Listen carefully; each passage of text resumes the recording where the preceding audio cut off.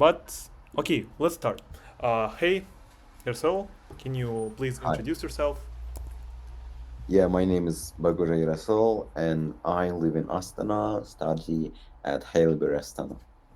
Cool. Okay, awesome. So, let's talk a bit about your recent performance on IELTS. So, how would you explain this in just 3 or 4 words, maybe a sentence? I think.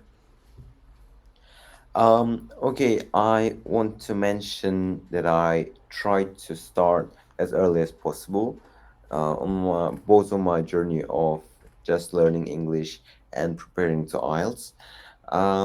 Eventually, I had some down times, yeah, when I didn't have enough motivation or I didn't put enough effort. But towards the end, I collected every single bit of my uh, strength and did it.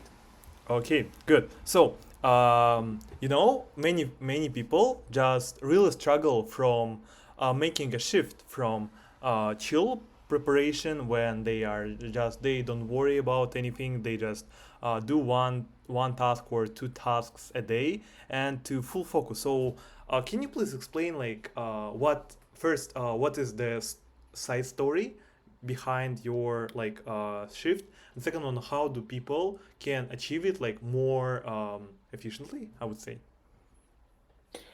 Okay, so what happened to me is that I registered to my IELTS 3 weeks in advance, and it gave me enough motivation to just start thinking that I need to start preparing strongly.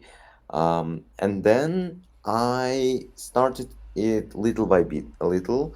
I didn't just do every single task every day because I haven't been doing these kind of things before.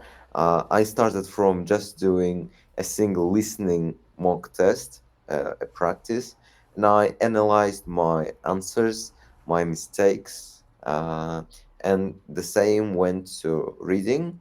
And then when 10 days were left to my IELTS, till my IELTS, I started working hardly on my essays, and just the deadline gives you the sense of urgency. And if the deadline is somewhere there in a couple months or maybe even years, the urgency wouldn't be so strong, right? And just having that date in your mind and imagining your performance at the real exam while preparing will give enough thoughts uh, to just start the machine of incredible work. Good, really impressive.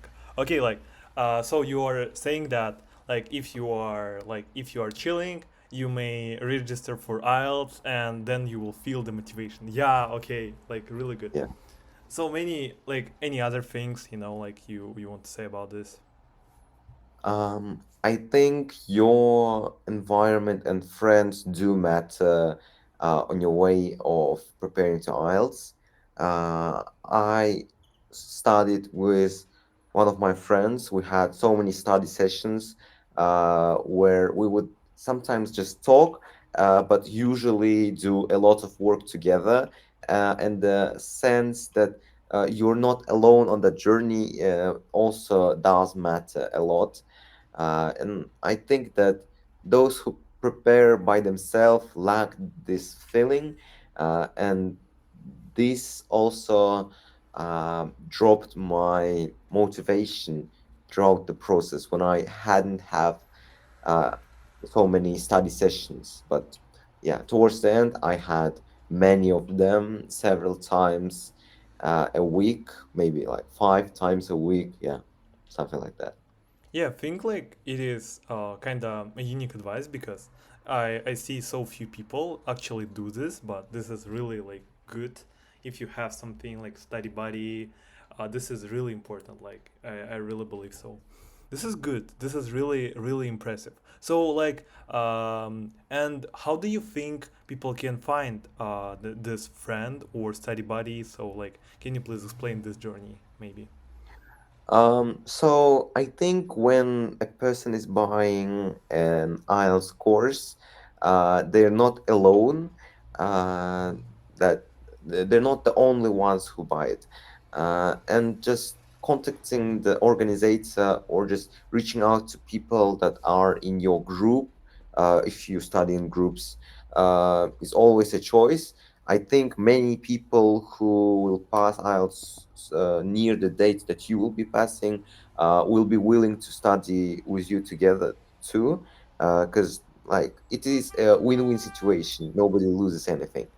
And I really like this idea of being together on a journey because it really gives the sense that you belong to the community that wants to work hard, and you want to be just on the same level as they. Good, really impressive. But what about people who don't like buy some courses, like who don't have a community? So how do they find this one person, like how do you think?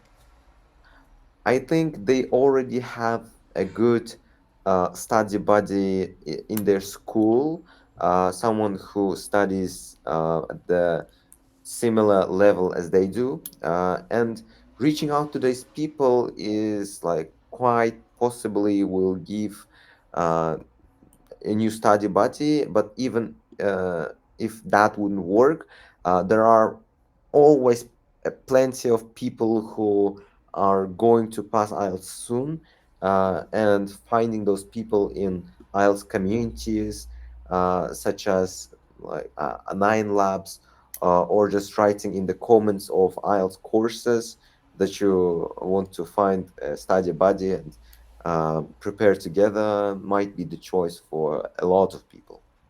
Good, really good. Thank you. So let's move to the a really interesting topic is about your speaking. So tell me like your score, anything like that is related. So how do you feel? So first of all, I want to mention that I had my speaking online through Zoom, and it was a super exciting experience. I was nervous quite a bit before the exam, but when I came to the exam itself, all of my nervousness disappeared, and I had a great talk with the examinator, and I didn't even feel how the time have passed. And I got band 8 on my speaking. Yeah. I never got a similar result while being assessed by AI. And I think that it dropped my expectations a bit because it never gave me a score higher than 7, I guess. Yeah. But in the real exam, maybe adrenaline worked for me, but yeah, I got a band 8. Nice. Maybe charisma, right? Like Maybe charisma, yeah. okay. And like, what is your journey like? What are the best things to start preparing for from the day one, like how do you think? For the speaking part, I think practicing in the same format as the exam itself is really important, since it's not just a usual conversation, it is a structured conversation where each part assesses different kinds of knowledge that people have, and their fluency must stay consistent throughout the exam. And I did this mainly by attending Alisher's lessons, where we had like 30 minutes, at least 30 minutes of speaking sessions. They really do help to start feeling the time in my head, and just to be prepared to be asked any question and to answer them in the most effective way. Nice. Okay, and I wanted to say, like, what were your topics on speaking, and did you know these topics before, or did you start like to vibe with them? You know, like, so how are your feelings? You know. Okay, the thing that I discovered about IELTS speaking is that they do not um, examinate your level of ideas. They only examinate your level of fluency, your grammar, your vocabulary, and that's why I didn't specifically prepare to those topics. And I had puzzles, internet, weather, a childhood friend, and those topics were familiar to me. And I was familiar with them, but I haven't specifically prepared right before the exam to them. I just knew the vocabulary I needed, and I tried to be as natural as possible. Nice. So you think like that naturalness is important, right? Like, Yeah, because you cannot have you cannot hide your true level of fluency for 15 minutes straight when asked a range of different questions, right? So just being truthful with the examinator will give them the sense that they can trust you and that you're not trying to cheat in any uh, possible way. And I think that the way that I stayed the same, and like my naturalness stayed the same, also played a huge role on my score.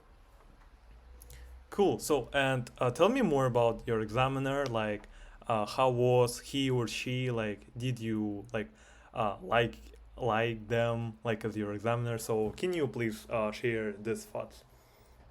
Okay, she was a woman. Her name was Olga, and she was really polite with me, and I tried to be as polite as possible with her too. I always tried to smile, and whenever I spoke, she nodded at me, and also tried to smile. I think this gave me the icebreaker point where I hadn't really any barriers with the examinator, and I could speak with her just as in the usual lessons with Alisher, like having headphones and speaking to the microphone, seeing the person's face, and just talking about any topic.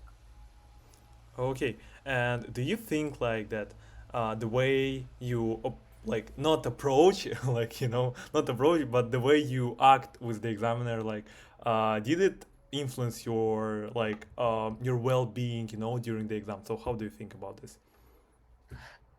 Yes, I try to be emotional too when describing my ideas, not just like no bland words. But when I discussed some controversial topics, I asked some rhetorical questions, and I tried to imagine that she is my friend that I can talk to freely, and I think that really removed my nervousness and gave me the freedom to easily express my opinion in English. Okay, good. And maybe like what about interruptions? So did the examiner interrupt you? How did you feel about this? So like some thoughts on this one. How do you think? Okay, usually I try to stop my idea whenever my idea was fully presented to the examinator, and I had nothing more to add. She did stop me a couple times. First time I remember on when I should have finished my part two, when I was describing my childhood friend, she stopped me and we moved to part three. And the second time was when the whole exam finished. And she said me that our sorry to interrupt you. Your exam has been finished. You can leave the room and call the assistant. Okay, and how did you react to them? Like, and how do you recommend other people who attend the exam, like to like react to these interruptions?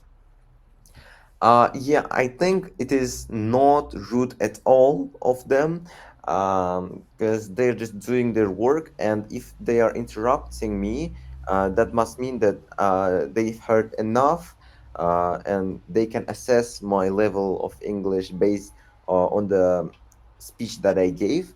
And I think that we should really ignore or just not pay much attention to their interruptions, because they're just doing their work, and just being honest with your answers and polite and fluent would give much more effect than thinking, why did she stop me? Have I said enough? Or what should have I said? Just yeah, just don't pay much attention. If they do stop you, stop immediately and move on.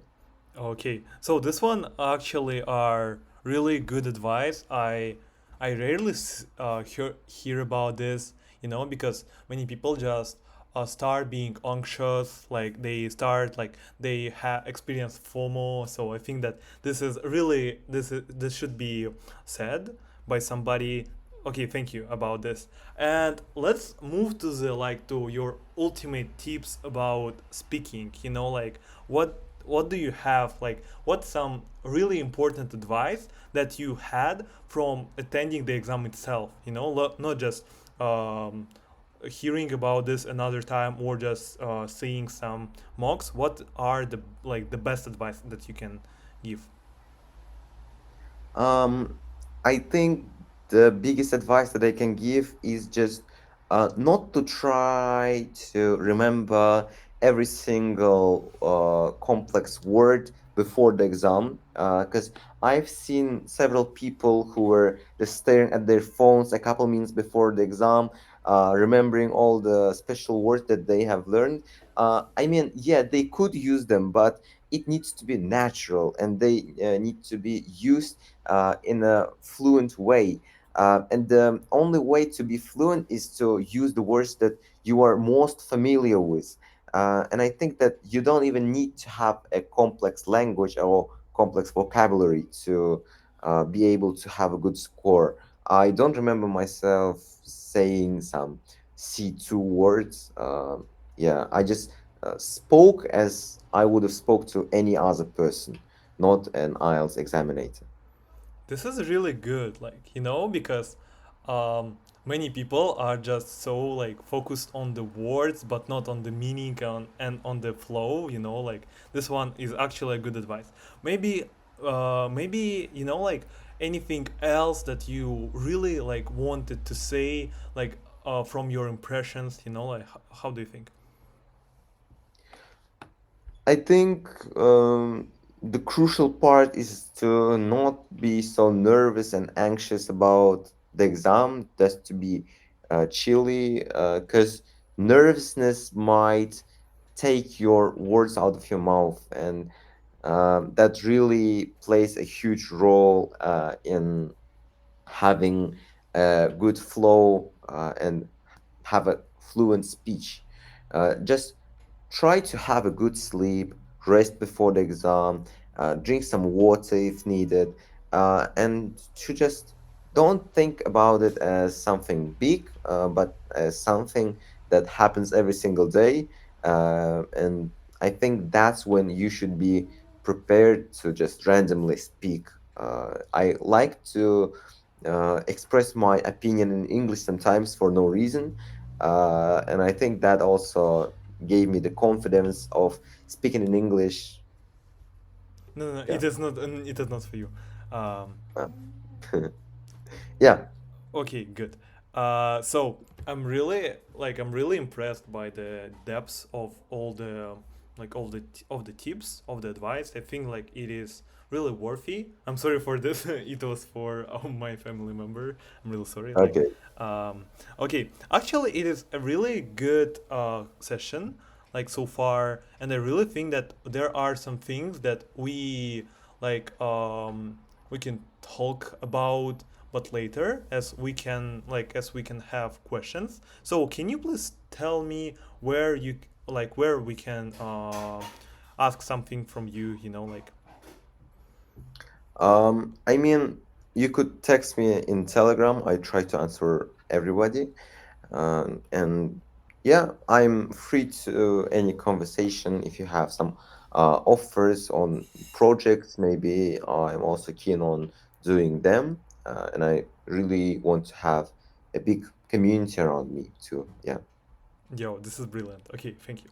And ultimately, I really I'm really curious, like, what are the things that you really enjoyed learning and learned with me? Like, okay, so let's talk about this. Um, Okay, yeah.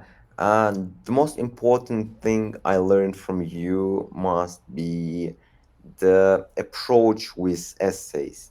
Because on the lessons, I have really seen how good essays are different from bad essays.